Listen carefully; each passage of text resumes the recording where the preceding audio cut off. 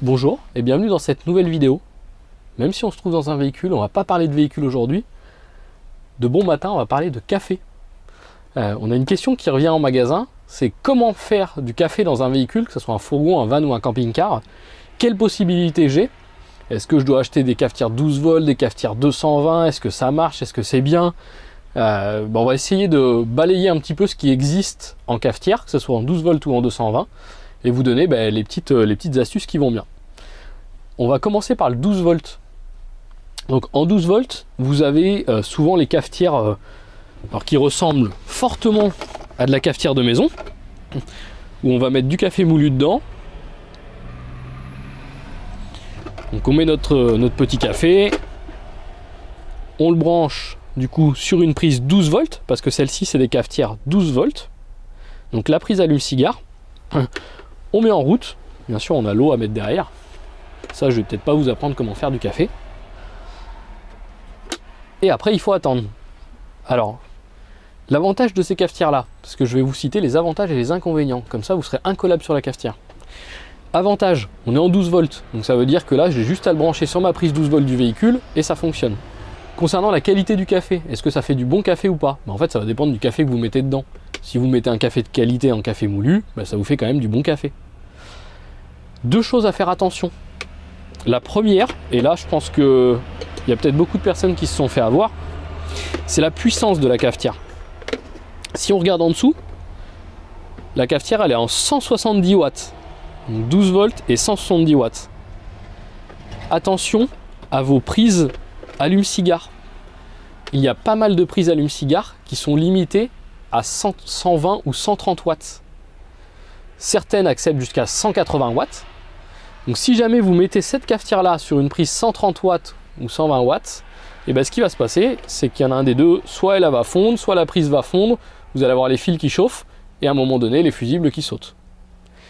Donc ça, c'est la première recommandation. On fait attention à sa prise, et si jamais le véhicule n'est pas équipé de prise 180 watts, c'est possible d'en faire installer une. C'est des prises plus spécifiques, on va dire un peu plus costaud, on voit au niveau des soudures, des raccords, etc. On met le câble qui convient pour faire passer les 180 watts et ça fonctionne. Autre chose, suivant le positionnement de votre prise 12 volts dans le véhicule. Certains véhicules sont équipés de prise 12 volts dans la cuisine, souvent là où on met la cafetière. Là, super, c'est génial, tout va bien. Certains n'en sont pas équipés. Alors, encore une fois, soit vous faites remonter une prise 12 volts, et pour ceux qui seraient déjà équipés d'une batterie nomade type EcoFlow, ça fonctionne aussi sur une EcoFlow. Et là, il n'y a pas d'histoire de changement de la prise, etc. On branche directement sur l'EcoFlow et ça fonctionne. L'avantage du système cafetière EcoFlow, c'est que vous êtes nomade, dans le sens où vous voulez le mettre dehors, vous le mettez dehors, dans la cuisine, dans le salon, vous en faites ce que vous voulez. Donc concernant la puissance des prises 12 volts, la petite astuce en fait pour pouvoir voir la puissance des prises 12 volts, sur la plupart elle est écrite dessus. Là on a le cas, on est dans un Adria, on a une prise 12 volts juste en dessous de la tête des passagers, et sur la prise 12 volts, on va avoir l'intensité de marqué dessus. Donc là on voit qu'il y a marqué 12, et à côté il y a marqué 10 ampères. Donc 10 ampères en 12 volts, ça fait 120 watts. Donc par exemple sur cette prise 12 volts là, je ne peux pas monter ma cafetière comme ça. Il va falloir que je fasse l'installation d'une autre prise si je veux brancher ma cafetière. Dernier point sur cette cafetière, qui est important, la longueur du café. Alors pas la quantité que vous avez dans votre tasse, la longueur pour faire un café. On parle là, on a vu, d'une puissance de 170 watts. Une cafetière de maison, ça fait entre 1500 et 2000 watts en moyenne. Donc dites-vous bien que si à la maison, votre cafetière, elle met quelques minutes pour faire du café, c'est pas le cas là. Là, on parle de plusieurs minutes. Pour pouvoir faire couler une tasse complète, pour remplir ma tasse complète, je vais bien être au-dessus de la demi-heure, je vais être entre 30 minutes et 1 heure. Donc ça veut dire que si je veux prendre ce café, je vais le mettre en préparation au moment où je vais manger pour l'avoir à la fin du repas.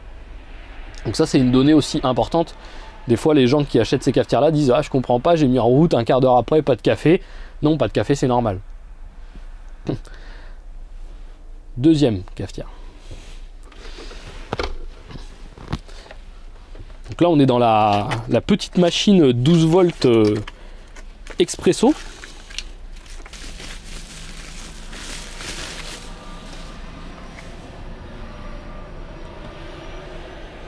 Donc là c'est plus la même chose, hein.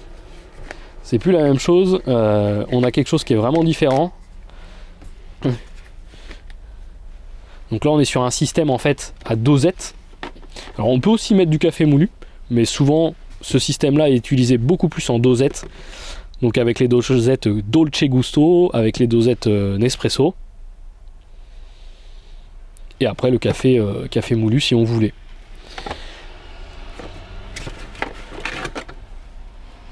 Tiens, on est aussi au 12 volts. Donc là 12 volts, on vient brancher notre petite cafetière juste sur sa prise ici. On a le bouton de démarrage. L'avantage de ce système là, en fait déjà c'est qu'il est petit, qu'il est nomade. Alors là je pense vraiment au côté van. Ceux qui ont du van vraiment, la cafetière ici on voit que c'est très grand. Le premier modèle, là on voit que c'est vraiment beaucoup plus petit. Donc plus pratique on va dire. Attention à la quantité. Parce que là on va mettre une petite quantité d'eau. Donc du coup ça reste, et la machine est bien marquée, c'est une machine expresso. Expresso pour les Italiens. C'est un tout petit café. Donc attention, des fois les gens qui pensent pouvoir faire 3-4 cafés, des grands cafés là-dedans, non c'est pas possible, petit café. Tiens la puissance, je vais pas regarder la puissance, on va regarder la puissance de celle-ci. Celle-ci, puissance nominale de la machine expresso, 80 watts. Donc là ça veut dire que ma prise 120, nickel, ça fonctionne. Le réservoir d'eau, tiens intéressant, il fait 60 ml. Sachant que je vais certainement pas récupérer les 60 ml que j'ai mis au départ, parce qu'ils vont quand même passer dans la dosette. Le café va s'abîmer d'eau, donc de l'autre côté j'aurai certainement pas 60 ml. Mais ça vous donne une idée du café que ça va vous sortir de l'autre côté. Voilà, je crois que sur celle-là on a à peu près tout dit. Donc avantage taille, avantage on utilise aussi on n'est pas en café moulu, on utilise des dosettes.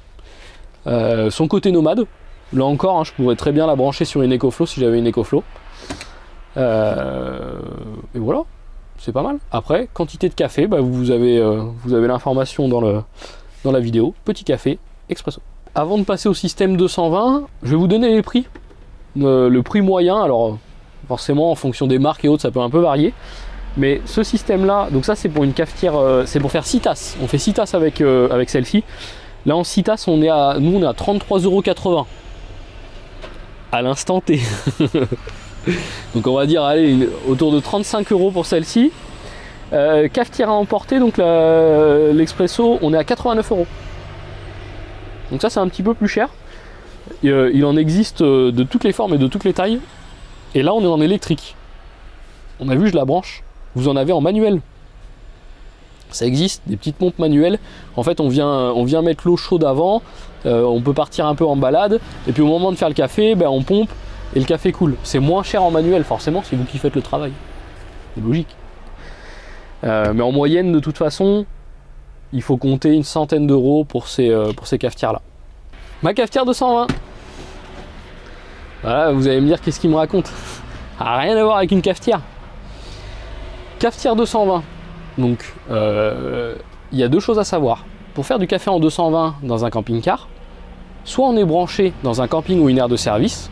Dans ce cas-là, on se branche directement sur la prise du véhicule, à condition d'être raccordé à l'extérieur au camping, bien entendu. Et on a notre cafetière 220, style Senseo, Expresso, etc. Tout ce qu'on veut. Là, ok, ça fonctionne. Maintenant, si je veux utiliser ma cafetière de maison, dans mon véhicule, mais en étant en autonomie, alors là, c'est là où ça se complique un petit peu. Si vous mettez un convertisseur pour pouvoir faire fonctionner votre cafetière sur votre batterie, clairement, si c'est pas une batterie lithium, c'est pas bon du tout. Suivant la cafetière que vous avez, on estime qu'une cafetière a besoin d'un convertisseur entre 1500 et 2000 watts. Ça dépend de la marque de la cafetière. Si on met du 1500 watts sur une batterie AGM, gel ou acide, clairement, elle va mourir rapidement, voire même ne pas fonctionner, parce que le convertisseur va demander trop de courant à la batterie et il va se mettre en sécurité parce qu'il n'aura pas le courant disponible. Donc quand on veut faire ça, la seule solution, c'est de passer sur du lithium. Donc là, je vous présente par exemple la batterie lithium Ultimatron qu'on a déjà fait en vidéo pour ceux d'ailleurs qui veulent des infos sur le fonctionnement du lithium, etc. On vous remet le lien de la vidéo. Donc là, on est sur une batterie lithium Ultimatron de 100 ampères. À partir de là, je peux monter un convertisseur dessus et j'aurai la possibilité de faire fonctionner ma cafetière. Là, je vous ai présenté le 1500 watts, et bien entendu, suivant le type de cafetière, il faudra peut-être monter à 2000 watts. Alors forcément, c'est quelque chose qui est beaucoup plus onéreux. Là, tout à l'heure, on me parlait de 40, 100 euros pour les cafetières 12 volts. Là, vous vous doutez bien qu'à partir du moment, même si vous avez déjà la cafetière à la maison et que vous voulez emporter la cafetière de la maison, la batterie lithium en 100 ampères, on est en ce moment autour de 700 euros. Un convertisseur, on a vite fait d'être à entre 5 et 700 euros suivant le type de convertisseur. Donc, et là on parle sans installation, une fois qu'il faut monter la batterie, monter le convertisseur, le renvoyer dans les prises, on est sur quelque chose de beaucoup plus onéreux pour faire du café. Généralement, quand on monte une batterie lithium, c'est aussi pas que pour faire du café, mais pour avoir une autonomie, pour avoir d'autres appareils, etc. Donc sachez, pour ceux qui ne savent pas, c'est bien trouvé ça. Si vous êtes équipé déjà d'une batterie lithium et que vous n'avez pas de convertisseur, et que vous voulez votre café de la maison en camping-car, montez un convertisseur, vous avez votre café, tout simplement. Et pour ceux qui vont au camping, là c'est royal, rien à faire, ils branchent leur prise sur la prise de 120 et c'est parti. Donc si vous êtes utilisateur de cafetière 12 volts ou de 120, n'hésitez pas à nous le dire dans les commentaires. Si vous êtes satisfait de votre cafetière 12 volts ou déçu de votre cafetière 12 volts, n'hésitez pas aussi à le dire dans les commentaires. Et puis si jamais j'ai oublié un type de cafetière que vous avez utilisé et que vous êtes content, pareil, dites-le. Ça permettra à tout le monde de savoir ce que vous utilisez et ce qui fonctionne et ce que vous avez bien aimé. Et ça se trouve, il y a même des gens qui vont me dire moi je vais à la cafette du camping ou je vais au bar du coin pour pouvoir prendre mon café. C'est aussi une solution, hein. Ça vous coûtera peut-être 2,50 € par café. Mais en tout cas, ça vous évite aussi d'investir et puis c'est le côté convivial et sympa de la chose. Donc voilà, dites-nous, j'espère que cette vidéo vous a plu. Et si vous avez d'autres accessoires que vous voulez voir dans nos vidéos, ou vous cherchez à avoir des informations, pareil, hein, l'espace commentaire il est pour vous, faites-vous plaisir. A bientôt dans une prochaine vidéo, bonne utilisation, bon voyage, et rendez-vous jeudi prochain.